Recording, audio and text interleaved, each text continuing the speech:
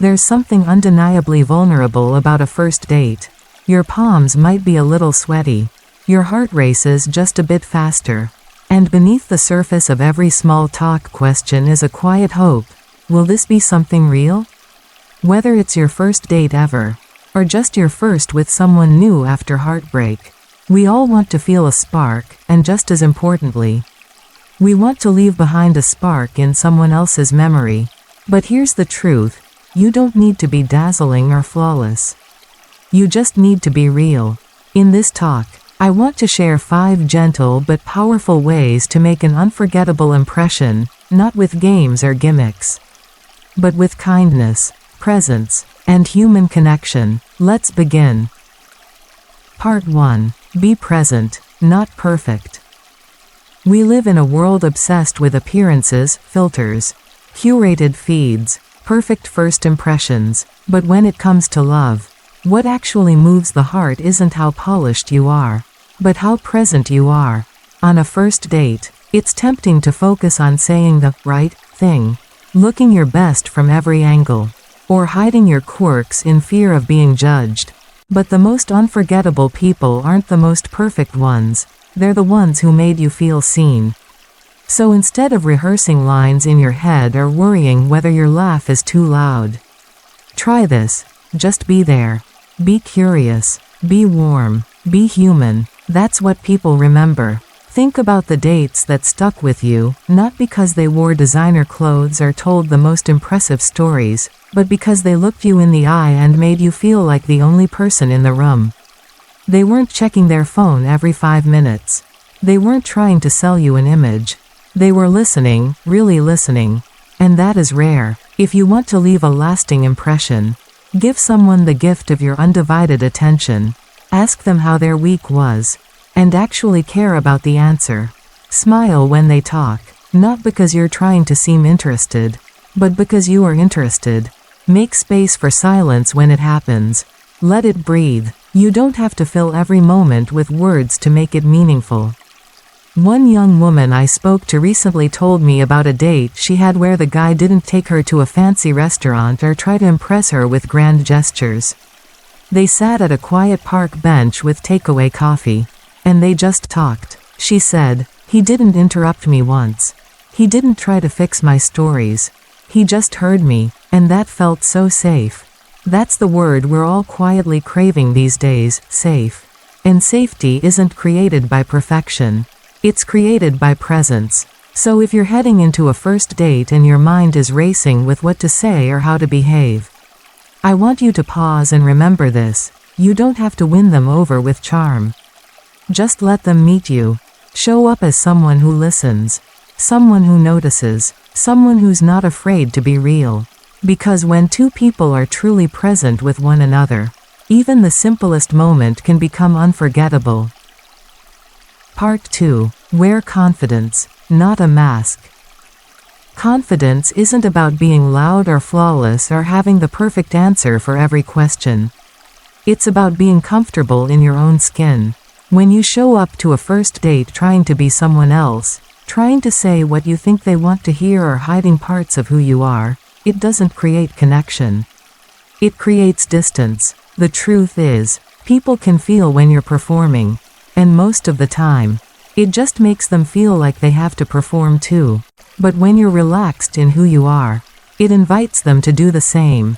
That's what makes a date feel refreshing. That's what makes it memorable.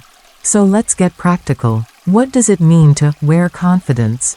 It could be as simple as choosing an outfit that feels like you, not the trendiest thing in your closet, but something that makes you stand up a little taller and breathe a little easier. It might mean walking into the date with a mindset that says, "I'm not here to impress, I'm here to connect." Confidence isn't about being the most interesting person in the room. It's about being sincerely interested in the person across from you. And that kind of energy is magnetic. You don't need to have an exciting life story or a list of big accomplishments.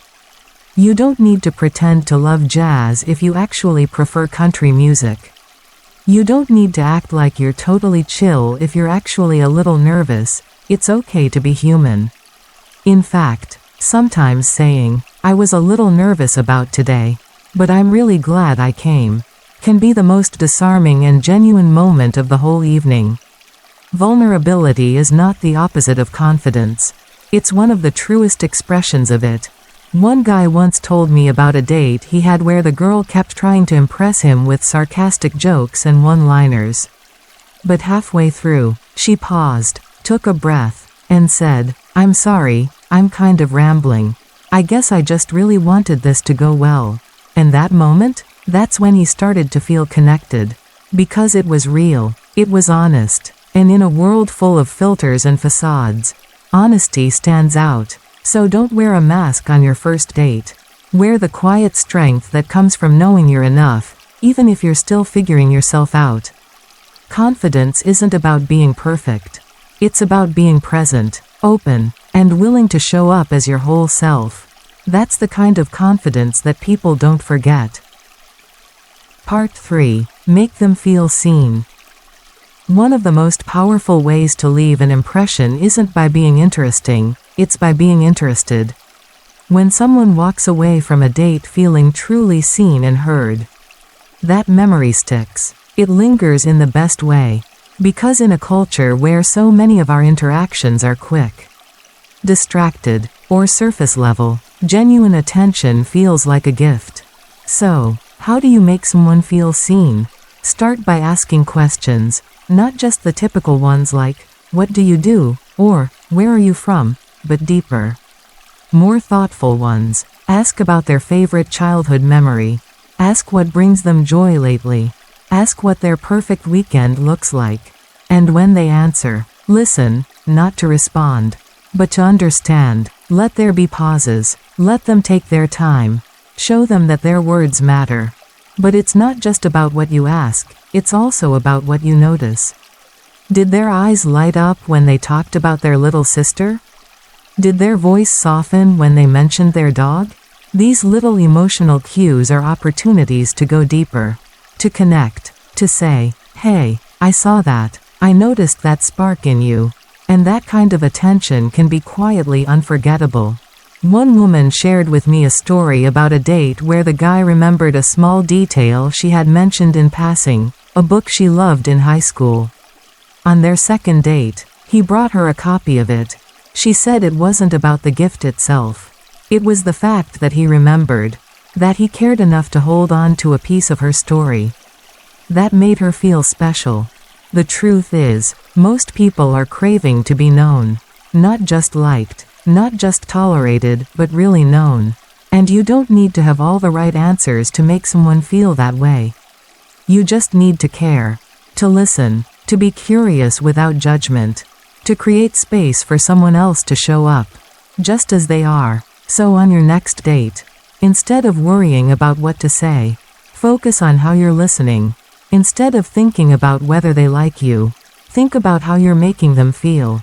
Because when someone walks away thinking, "Wow, they really saw me," that's the kind of moment they remember and want to experience again. Part 4. Let laughter lead. Share lightness before depth. First dates don't need to be deep, heavy, or serious to be meaningful. In fact, sometimes the most unforgettable dates are the ones where you simply laughed. Where there was ease in the air, a natural rhythm, a moment of silliness that melted the tension. Laughter is one of the fastest ways two strangers can become friends, and potentially something more. It's a universal signal of safety, joy, and connection. It breaks the ice without needing to force anything. And most of all, it's real. You don't have to be a comedian or tell perfectly timed jokes to bring laughter into your date. Often, it's the little things that spark it, a playful comment about the menu, a shared reaction to something happening around you, or even poking gentle fun at yourself in a lighthearted way. When you show you don't take yourself too seriously, it creates permission for your date to relax, too, and that's when the walls start coming down. One man told me he went on a date where everything went wrong. They got lost on the way to the restaurant. It started to rain, and they ended up at a tiny diner instead of the rooftop place they'd planned. But they laughed through it. They turned every mishap into a little shared joke. And by the end of the night, they were both smiling like kids on an unexpected adventure. He said, "I don't remember everything we talked about, but I remember how much we laughed." That laughter? That's what made the night unforgettable.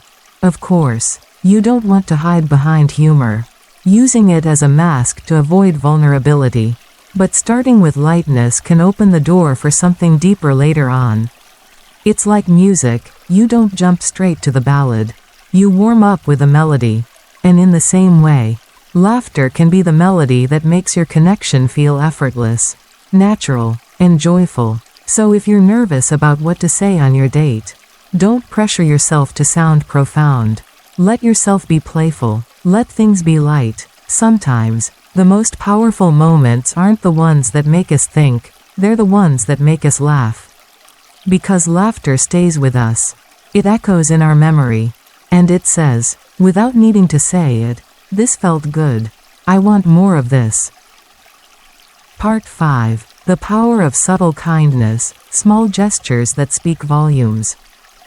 Sometimes, it's not the big romantic moments that leave someone thinking about you long after the date ends, it's the smallest gestures.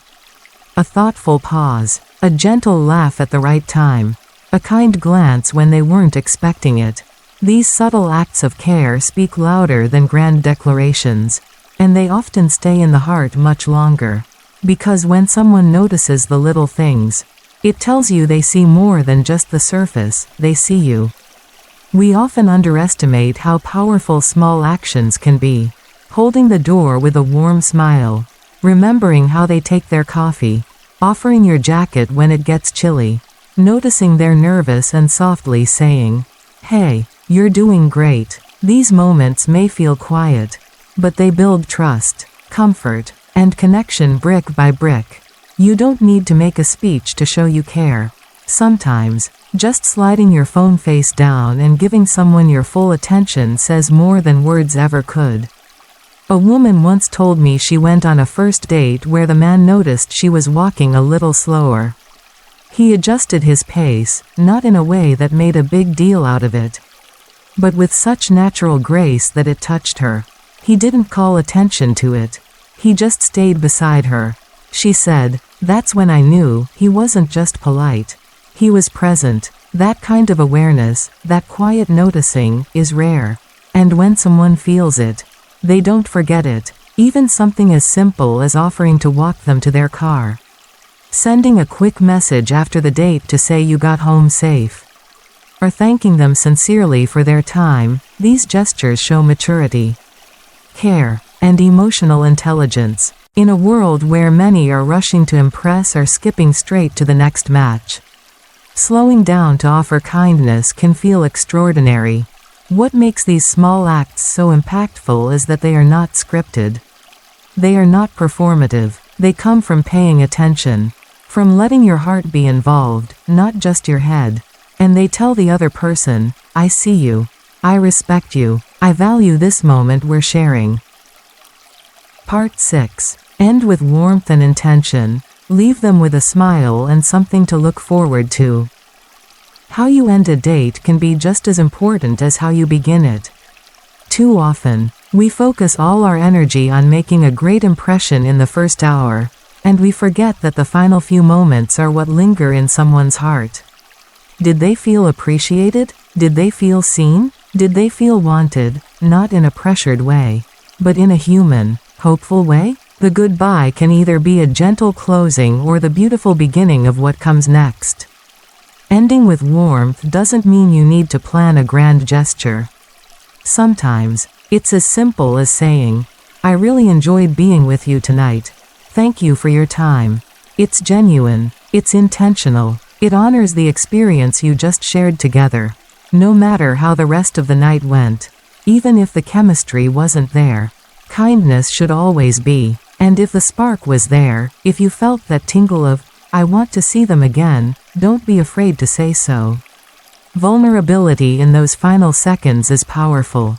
A woman once told me about a date that seemed pretty average, pleasant but not electric.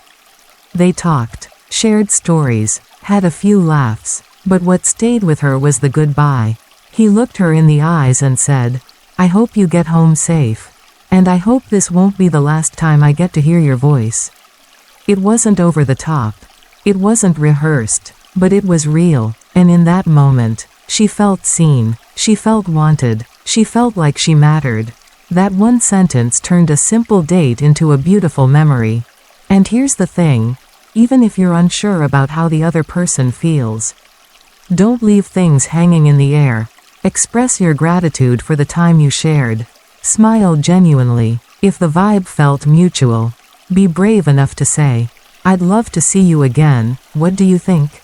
Or simply leave the door open, "This was lovely. I'd really like to keep in touch." People remember that kind of sincerity. They remember clarity. They remember warmth. So don't let your date end in awkward silence or uncertainty. Whether it leads to love or simply to a kind farewell, make sure your goodbye has heart. That's how you leave an impression, not by trying to be unforgettable, but by being someone who ends things with grace, presence, and hope. Emotional conclusion. First dates don't have to be perfect to be powerful. You don't need the best restaurant, the wittiest stories, or the most impressive background to make someone remember you. What people hold on to, long after the coffee is gone, long after the goodbye, is how you made them feel. Did they feel heard? Did they feel seen? Did they laugh? Did they feel safe enough to be a little more themselves around you? That's the magic. So as you head into your next first date, take a deep breath and let go of the pressure to impress. Instead, choose presence over performance. Let your confidence come from your honesty. Ask questions that open doors, not walls. Share laughter like it's a love language. And when the night ends, end it with care, with warmth, and with clarity. Because the most unforgettable impression you can make isn't about being perfect. It's about being human, sincere, gentle, a safe place in a noisy world. And if that's what you offer, even for just one evening, you've already given them a beautiful reason to remember you. If something in this video touched your heart, please like and subscribe to stay connected. This channel isn't just about giving advice, it's about reminding you that love, in all its forms, is worth fighting for. Whether you're in love, in doubt, or in the middle of rebuilding something fragile, you're not alone. Share your thoughts in the comments below. We're here with you, and we look forward to seeing you again in the next episode.